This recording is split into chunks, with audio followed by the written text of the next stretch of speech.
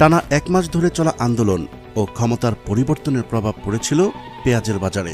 দেশের বাজারে দেশি পেঁয়াজের সরবরাহ কমে যাওয়ায় চট্টগ্রামের খাতুনগঞ্জের বাজারে ঢুকছে চীনা ও পাকিস্তানি পেঁয়াজ। বড় আকারে এসব পেঁয়াজের দামও ভারতীয় পেঁয়াজের চেয়ে অনেক কম। এতদিন পেঁয়াজের বড় একটা অংশ আসত ভারত থেকে।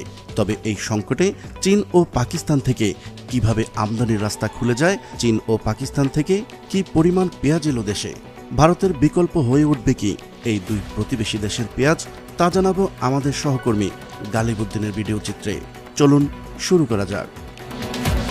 অন্তর্বর্তীকালীন সরকার দায়িত্ব নেওয়ার পর বাজার পরিস্থিতি কিছুটা স্বাভাবিক হয়। এরপর আড়তগুলো খুলতে শুরু করে। গত এক সপ্তাহে খাতুনগঞ্জ, চাকতাই ও আসাদগঞ্জের সব মোকাম খুলেছে। এসব বাজার ঘুরে দেখা যায় গত এক সপ্তাহের বাজারে মিনি ট্রাক, ভ্যান ও পণ্যবাহী যানবাহনের সংখ্যা বেড়েছে। গত ৯ আগস্ট এই ৩ বাজারে অধিকাংশ সড়ক ফাঁকা থাকলেও এই সপ্তাহের চিত্র ছিল একেবারে আলাদা।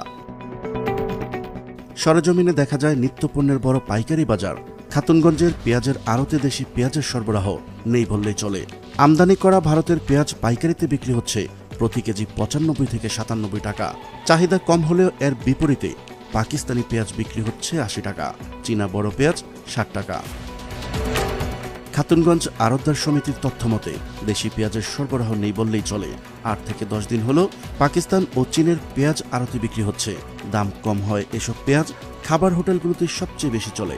গত সপ্তাহে চীন ও পাকিস্তানের পেঁয়াজের দুটি বড় চালান খালাস হয়েছে। দীর্ঘদিন ধরে ক্রেতা বিক্রেতার মাঝখানে কমিশন এজেন্ট নামে একটি মধ্যস্বত্বভোগী ছিল।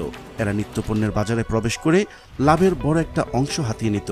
সরকার পতনের পর কেউ কেউ গা ঢাকা দিয়েছে, তবে কিছু সক্রিয় আছে।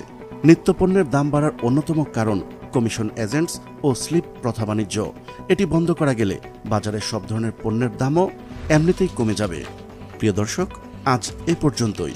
শুরু থেকে শেষ পর্যন্ত চেষ্টা করেছি চীন ও পাকিস্তান থেকে পেঁয়াজ আমদানির সর্বশেষ ও সঠিক তথ্য উপস্থাপন করতে। কোথাও কোনো তথ্যগত ভুল কিংবা আপনার পরামর্শ থেকে থাকলে তা কমেন্ট করে জানাতে পারেন। আবারও দেখা হচ্ছে নতুন কোনো বিষয় নিয়ে। ততদিন পর্যন্ত মহান আল্লাহ